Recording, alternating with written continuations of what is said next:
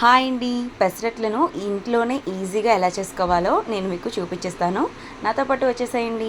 First అయితే ఒక cup పెసరపప్పు తీసుకోవాలండి. అందులోకి ఒక కప్పు బియ్యం అండ్ అలాగే హాఫ్ కప్పు శనగపప్పు, ఒక టేబుల్ స్పూన్ మెంతులు వేసుకొని ఒక 2 టైమ్స్ కడుక్కున్న తర్వాత మళ్ళీ దీంట్లో తగినంత వాటర్ పోసుకొని మూత పెట్టేసి ఒక 4 నుంచి 5 గంటల వరకైనా సరే నాననివ్వాలి. ఆ తర్వాత ఒక మిక్సీ జార్ తీసుకొని నానపెట్టిన పప్పుని కూడా ఇందులో వేసుకోవాలండి. ఇప్పుడు ఇందులో 4 నుంచి 5 పచ్చిమిరపకాయలు, ఒక 10 ఎల్లుల్లిపాయలు, ఒక మీడియం సైజ్ అల్లం ముక్క వేసుకొని మెత్తగా మిక్సీ పట్టుకోవాలండి. చూడండి, ఈ విధంగా చూపించే విధంగా చక్కగా మెత్తగా మిక్సీ పట్టుకోవాలండి, బరకగా పట్టద్దు.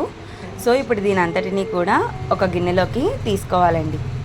మొత్తం అంతటిని ఒక గిన్నెలోకి కలెక్ట్ చేసుకున్న తర్వాత తగినంత వాటర్ పోసుకొని ఉప్పును కూడా యాడ్ చేసుకోవాలండి. తగినంత వాటర్ అంతటిని చక్కగా మిక్స్ చేసుకోవాలండి. ఇక్కడ చూపిస్తున్న కన్సిస్టెన్సీ వచ్చినంత వరకు చక్కగా వాటర్ని యాడ్ చేసుకొని మిక్స్ చేసుకోవాలి. ఇప్పుడు పొయ్యి ఆన్ చేసుకొని పెనం పెట్టుకోవాలండి. అది హీట్ ఎక్కిన తర్వాత ఒక గరిటె రుబ్బును పెనం మీద వేసుకొని చక్కగా అట్టుని పరుచుకోవాలండి పలచగా. దీన్ని ఒక 2 నిమిషాల వరకు కాలనివ్వాలండి. ఆ తర్వాత ఒక స్పూన్ ఆయిల్ యాడ్ చేసుకోవాలి. దీనిని ఒక 2 మినిట్స్ వరకు కాలనివ్వాలండి. ఎవరైనా ఆనియన్స్ అనేవి యాడ్ చేసుకోవాలి అనుకుంటే ఈ టైంలోనే యాడ్ చేసుకోండి. నాకు ఆనియన్స్ నచ్చవు, సో అందుకే నేను దాన్ని స్కిప్ చేస్తున్నాను. నాలాగా ఎంతమందికి ఆనియన్స్ నచ్చో కమెంట్ చేయడం మాత్రం మర్చిపోవద్దు.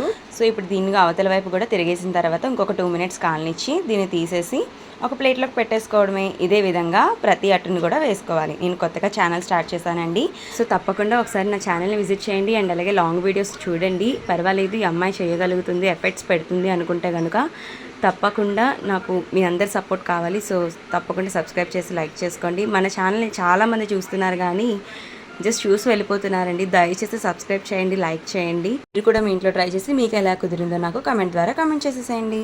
మరి దోశ వేసామంటే దాంతోపాటు మనకి చట్నీ కూడా ఉండాలి కదా. సో నేను దీనికి కాంబినేషన్గా బొంబాయి చట్నీ చేశానండి. ఈ రెండింటి కాంబినేషన్ అంటే నాకు చాలా ఇష్టం అండి. మరి మీరు ఇష్టంగా ఏ చట్నీతో తింటారో నాకైతే కమెంట్ చేసేసేయండి. ప్లీజ్ డూ సపోర్ట్, సబ్స్క్రైబ్ చేసుకోవచ్చు కదండి.